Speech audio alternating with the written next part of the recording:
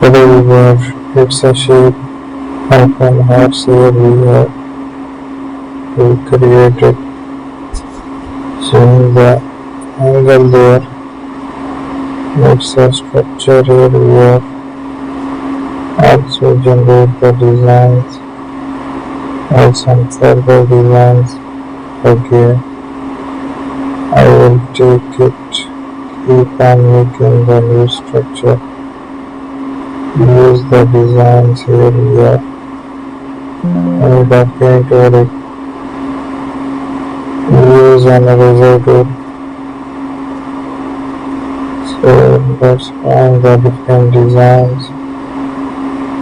Thank you for watching my video. Don't forget to subscribe my channel.